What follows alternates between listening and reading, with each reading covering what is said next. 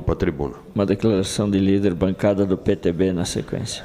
Senhor presidente Flávio Cassina, todos aqui que nos assistem através do canal 16 e também através das redes sociais. Eu trago aqui alguns depoimentos de pessoas que acompanham o trabalho da Câmara de Vereadores, cidadãos e cidadãs que se manifestam através das redes sociais também e merecem todo o nosso respeito. Afinal de contas, nós somos eleitos para representar a população de Caxias do Sul. Trago um desabafo aqui de um desportista. Quando eu ouvi atentamente a Magali aqui na tribuna, falando sobre a importância do Financiarte, eu também quero trazer aqui a importância do Fiesporte, que o governo Guerra acabou com o Financiarte e acabou com o Fiesporte. Acabou com tudo que envolvia incentivo à área cultural e tem feito um esforço enorme para acabar também com tudo que envolve o apoio à área esportiva. O desabafo é o seguinte, é de um desportista e ele fala sobre o Fiesporte. A verdade sobre o Fiesporte. Quanta decepção. Saíram os resultados dos projetos aprovados pelo Fiesporte e, para surpresa de todos, nenhum projeto pessoa física foi aprovado. Bem, até aí tudo bem, porque isso poderia ter realmente acontecido, porém não da forma como está sendo conduzido. Mas uma tomada de decisão baseada em quê? Segundo informações, na legalidade, entre aspas, na legalidade. Pois bem, vamos falar então da legalidade. Afinal, é a bandeira dessa administração e de todos que dela fazem parte. Aqui cabe um parênteses. Um empurra para o outro, ninguém assume absolutamente nada. Para me fazer entender, no edital do Fiesporte de 2018, número 199 de 2018, solicita-se que os proponentes anexem comprovante que residem em Caxias do Sul há mais de 2 anos. Ainda, o referido edital exemplifica os documentos aceitos, contas de água, luz, telefone ou outros. Os proponentes anexaram os documentos solicitados. Os seus projetos foram aprovados sem nenhuma restrição, observação, orientação e etc. Os mesmos executaram seus projetos no decorrer do ano de 2018, prestaram contas e foram aprovadas. Eis que, no edital para 2019, número 245/2018, os mesmos itens, os mesmos documentos solicitados para comprovar esses 2 anos foram solicitados. E atenção, eu disse os mesmos, sem nenhuma vírgula a mais ou a menos. E pasmem, todos os projetos foram desclassificados. Todos os projetos foram desclassificados. E como assim? Induziram todos ao erro e se utilizaram desta legalidade, eficiência, isonomia ou economia e absolutamente covardia ainda com os mesmos profissionais que apresentaram em 2018 sem saber absolutamente nada, até porque não tem alteração alguma entre o edital de 2018 para 2019 nesse item. Explicação para isso é que no ano passado não foi visto, passou assim, pois não tiveram tempo para ver tudo. Isso explica agora também o atraso para liberar o aporte financeiro, que será o princípio da administração pública de tal legalidade e eficiência e ficam aonde? E o mais engraçado é que para a pessoa jurídica existe uma declaração, já para a pessoa física, não. Se tivesse mudado este ano, tudo bem, pois tenho certeza absoluta que os proponentes teriam feito as alterações ou correções necessárias. Tem uma explicação para isso, decisão de governo, incompetência. Vejo que os servidores vinculados nas secretarias não trabalham na mesma administração, não fazem parte da mesma ingestão, não são do mesmo governo, um em cada ponta, um empurra para o outro, e no meio disso tudo, a comunidade em geral, mas nesse caso, a esportiva mais uma vez sendo prejudicada. Eles não tiveram tempo para verificar tudo, mas tudo mesmo, até porque são apenas 28 projetos no total, e destes agora apenas 20 classificados. Então aqui a fala, o que escreveu nas redes sociais esse cidadão, que é um desportista, que necessita de projetos também do Fiesporte, mas fala em nome de muitos outros desportistas que têm medo de fazer essas denúncias, de fazer essas colocações, porque tem medo de represálias no futuro, de futuros projetos do Fiesporte. Então, mais uma vez, nós estamos hoje no final de março, do mês de março, e nós temos projetos, vários projetos de desportistas desclassificados pelo Fiesporte. Quer dizer, o edital diz uma coisa, a comissão que faz a seleção aponta outros, e esses projetos todos são analisados pela CENLIC, a central de licitações fazendo isso, A central de licitações fazendo isso, ela dificulta cada vez mais os projetos, a aprovação de projetos. Então, é mais uma prova de que esse governo não leva a sério o financiamento da cultura, não leva a sério o financiamento esportivo. E, mais uma vez, os projetos esportivos estão relegados a um segundo plano, a um terceiro plano. Eu tenho 2 assuntos, de antemão já peço ao meu líder a cedência do espaço de liderança, porque eu aprendi no jornalismo para a gente não deixar para amanhã as coisas que a gente pode dizer hoje, né? Senão a gente vira o cofre da informação. E eu tenho muitos assuntos para falar hoje. Não me importa a repercussão disso, mas vou falar hoje para que fique registrado e que para que também a gente já dê os devidos encaminhamentos. Senão a gente fica esperando o melhor momento e não dê o devido encaminhamento. Eu fiz um pedido de informações, vereador Frisso, a respeito do Senai José Gazola, porque ficou a minha dúvida, né? O Senai José Gazola, desde setembro do ano passado, reunião almoço da SIC, eu falei numa reunião almoço da SIC para todos os empresários, perguntei a eles se estava sendo fechado ou não o Senai José Gazola. Lembro aqueles que nos assistem que o Senai José Gazola atendia em torno de 400 jovens em cursos profissionalizantes. Eu estou falando de 400 jovens. Isso eu estou dizendo desde setembro do ano passado em reunião almoço da SIC. Pode ser um assunto repetitivo, mas me preocupa o fato de 400 jovens não terem mais cursos profissionalizantes numa região que é uma região extremamente necessitada, que é a região norte da cidade. Bom, numa reunião que a gente fez aqui, aliás, pouquíssimas pessoas participaram das reuniões que eu convidei a todos para tratar desse assunto. Eu me sinto até triste com isso. O representante do Senai disse que a Secretaria Municipal de Educação teria ido lá e feito as medições daquele prédio. Nós procuramos a Secretaria de Desenvolvimento Econômico do município, procuramos empresários, procuramos, aqui na Câmara de Vereadores também, chamamos esse assunto. O assunto já estava praticamente definido, quer dizer, não tem mais cursos sendo oferecidos, e aquele prédio do Senai José Gazola, localizado no bairro São José, vai virar aquilo que a gente já conversou aqui, vereadora Diló, e que o senhor também tem lembrado. Vai virar aquilo que virou o antigo prédio do antigo INPS, que está no fim da Pinheiro, é isso, né? No fim da Pinheiro, lá perto do Campo do Caxias. Um prédio de depósito de gente desocupados, drogados, enfim, está lá abandonado, um prédio que poderia ser utilizado. Eu temo que esse prédio, cuja área foi cedida para o município e as benfeitorias foram feitas pelos empresários ligados ao Sistema S, fique igual. Eu perguntei, num pedido de informações à Secretaria Municipal de Educação, quando aconteceu a doação do referido terreno ao Senai? Quais eram os termos e contrapartidas? Então teve uma explicação. O referido imóvel foi doado em 2 etapas, sendo autorizado pela Câmara através das leis, em 29 de agosto de 80 e 79, contrapartida exigida. Fica o Poder Executivo autorizado a doar a área constituída pelos lotes 1, 2, 3, 4 e 5 da quadra 2475, objeto de permuta autorizada, descrita tal. Ao serviço ao Senai, que ali em conjunto com a área doada, constituirá núcleo educacional nos moldes já existentes em nossa cidade. A doação será feita com a condição de reverter o patrimônio do município se a não for dado aos imóveis o destino previsto no artigo 2º.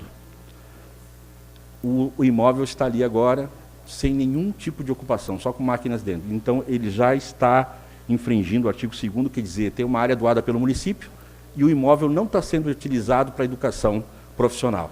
O município, sim, poderia... Agora, o município tem a obrigação de encampar uma luta, porque a gente fica aqui numa luta, às vezes, de braços atados, a gente não consegue dar o próximo passo, porque nós temos limitações como os vereadores, de encampar essa luta de ocupação daquele prédio para destinação da área educacional. O município já fez as medições, a Secretaria Municipal de Educação confirma isso, de que foram feitas as medições para ser utilizado ali para atividades da assessoria pedagógica, fez inclusive a medição, para ser uma escola de ensino fundamental, uma escola de educação infantil, porém, o Senai, segundo a informação, teria se recusado a alugar aquele local para o município. O Senai teria se recusado a efetuar o aluguel do imóvel. E que essa administração, embora tenha 20 milhões em caixa, dito pela secretária da Fazenda, não possui recursos para aquisição de novas áreas imobiliárias.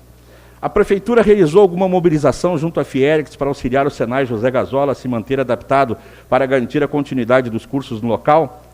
Essa secretaria, segundo a resposta, ficou sabendo do fechamento do espaço do Senai somente no final de novembro, quando a decisão já encontrava.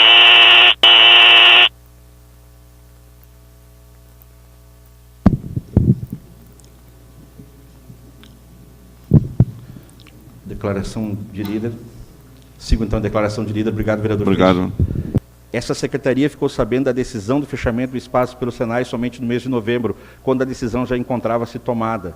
E, segundo a instituição, todos os cursos seriam transferidos para a unidade do bairro Cruzeiro, a fim de contenção de custos. A secretaria disse que não teve tempo hábil para que a ISMED pudesse realizar qualquer mobilização junto aos órgãos competentes. Gente, não foi feita nenhuma mobilização com os moradores da região norte. Eu falei sobre isso em setembro, na reunião almoço da SIC. Aliás, presidente, me desculpe, eu tomei a liberdade de sugerir à SIC que numa reunião almoço da SIC, seja ela qual for, o presidente da Câmara seja um dos palestrantes. Seja qual for o presidente, porque semana que vem nós temos pela segunda vez em menos de um ano o Van Hatten aqui falando. Marcel Van Hatten, na SIC. E a Câmara de Indústria, a Câmara de Vereadores tem que fazer parte da mesa dessa reunião almoço da SIC. Se não vai, fica feio. A gente tem que engolir cada palestrante nessas reuniões de almoço. Olha, eu vou te contar. O Van Hatten é um político, fez a sua votação democrática, mas nunca, eu não lembro, vereador Frisso e outros mais antigos aqui, que a Câmara de Vereadores tenha sido convidada para ser palestrante na reunião de almoço. O que a gente leva nas reuniões de almoço da SIC é pau, é crítica. É crítica aos políticos, e a gente compõe a mesa. Eu, particularmente, no ano passado, fui desrespeitado, inclusive, numa reunião interna, onde um cidadão, diretor da SIC, disse que todos os políticos estavam revestidos de vaidade, numa reunião interna que antecede a reunião almoço da SIC. Todos, ele disse, desrespeitando a figura do presidente da Câmara, desrespeitando, inclusive, o vereador, naquela época eleito, legitimamente, Nerio Carteiro, dizendo que, desconsiderando que um vereador dessa casa fosse eleito deputado estadual, e esse sim representa Caxias do Sul e representa a nossa região. Embora outros tenham feito votos aqui, eu respeito, mas eu sugeri, então, que também a Câmara de Vereadores seja convidada uma vez por ano, seja qual for o presidente. Permite uma parte, vereador. Porque nós temos muitas coisas para falar. Hoje é um exemplo, vereador Frisso. Olha a comunidade do Carmelo aqui, ainda vem com cartazes criticando os vereadores. Quem prometeu benfeitorias e a revolução no Monte Carmelo foi o prefeito eleito, que não fez em 2 anos e 4 meses ainda nada. Mas a Câmara sempre ela sempre recebe todos que venham aqui, e as comissões elas encaminham, elas são intermediárias, muitas coisas surgem daqui, as soluções e os encaminhamentos. Então nada mais justo de que a Câmara de Vereadores também se faça presente, não apenas lá como um poste, sentado lá para almoçar, mas que fale a respeito dos seus projetos, que fale a respeito do trabalho das suas comissões, que fale a respeito das suas ações, que são muitas, muitas ações, e que fale para os empresários para que eles parem de pensar que aqui também não se faz nada. Mas eles não falam quando eles fecham um estabelecimento educacional para formação profissional. Eles não têm responsabilidade social. Fecham um estabelecimento, abandonam um prédio e simplesmente deixam assim, vocês que se virem.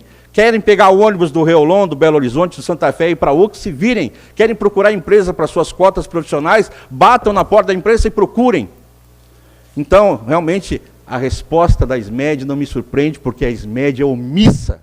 Essa secretária é omissa. Até agora eu não tenho resposta do líder de governo aqui se ela está num cruzeiro ou não. Se ela está de férias, boas férias. Se ela está num cruzeiro, numa época de início de vida escolar, se ela está fazendo um cruzeiro, como foi dito aqui pelo vereador Rafael Bueno, é um profundo desrespeito à comunidade, aos estudantes, aos pais que estão com os filhos sem creche, aqueles que ainda não têm transporte escolar. Então eu quero deixar aqui, desculpe a minha veemência, mas eu fico assim, triste com esse tipo de resposta. Não fizemos nenhum tipo de mobilização, o Senai não quer alugar, nós fomos lá para medir, e ninguém se mobilizou por parte da prefeitura para fazer com que, principalmente, a gente garantisse aquele local como um local de profissionalização. Aliás, as lideranças empresariais já estão descumprindo o contrato de doação.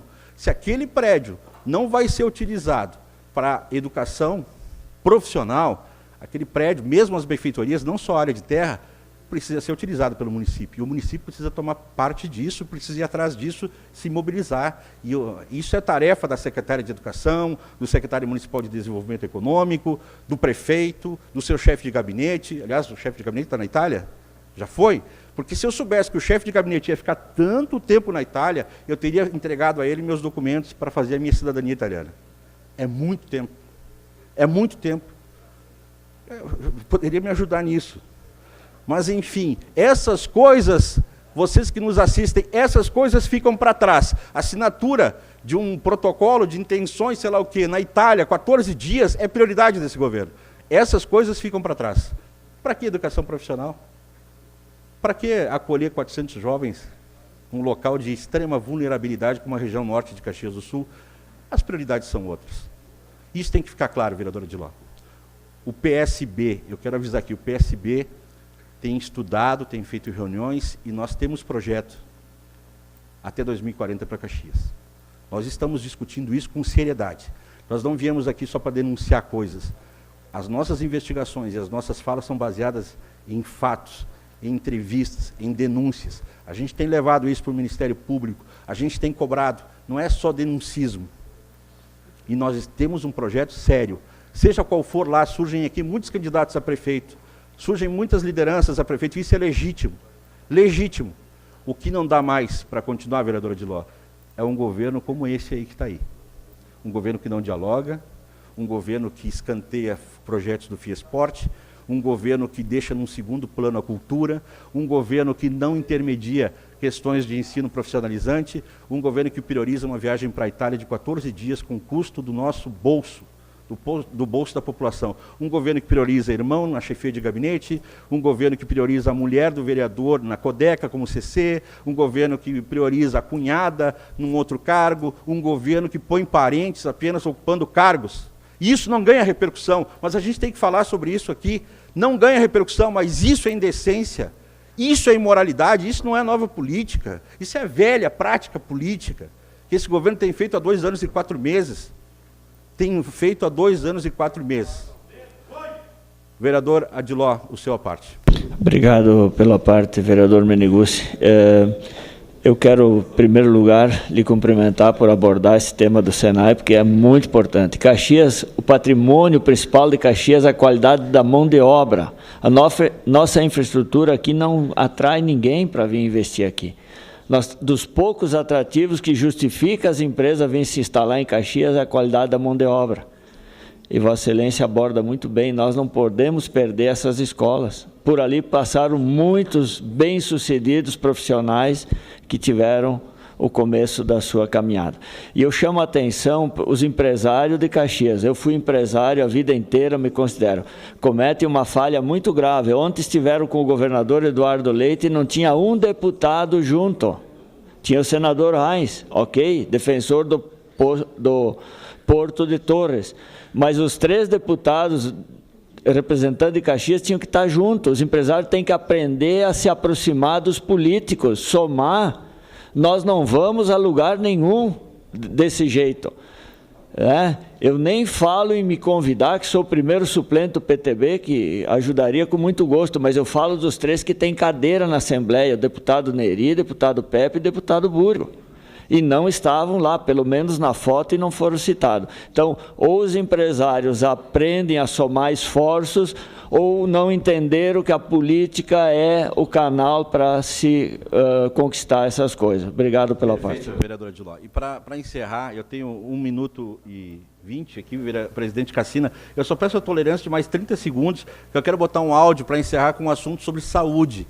É outra pessoa ligada à área da saúde que manda áudios e conta um pouco da verdade do que está acontecendo nas nossas UBS. Vou tentar colocar aqui no microfone o áudio.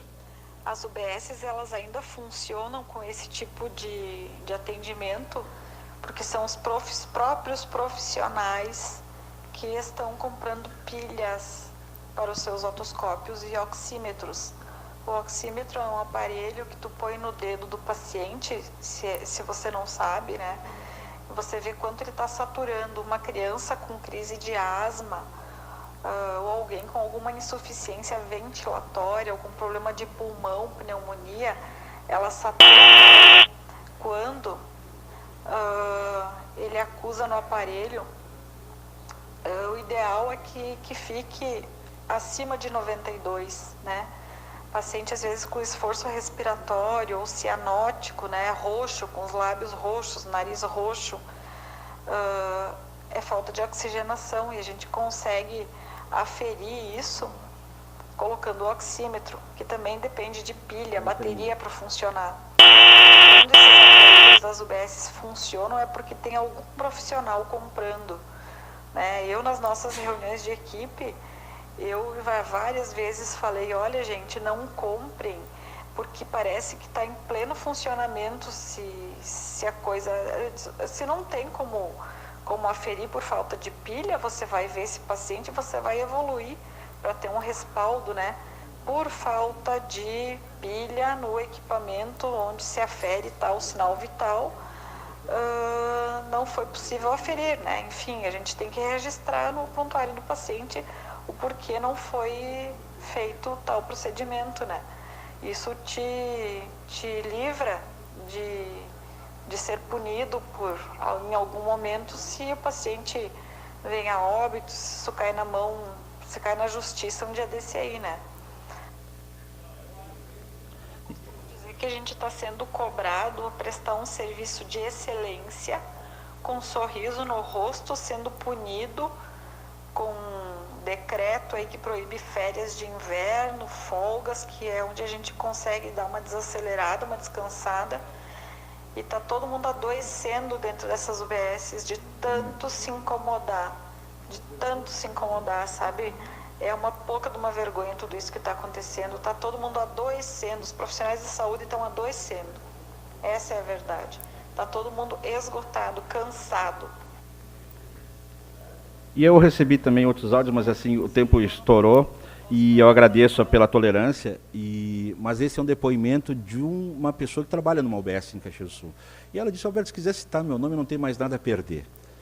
Porque está vendo, os servidores das UBS, os vereadores conhecem, circulam pela cidade, estão adoecendo. E eu me preocupo muito com isso, porque eles têm que colocar um sorriso no rosto para receber a população, e aí tem essa situação, falta de pilha, quer dizer, os servidores comprando os equipamentos, a pilha para colocar em equipamentos que o governo deveria fazer isso, no mínimo deveria fazer. Obrigado pela tolerância, presidente. Ok. Uma declaração de líder solicitada.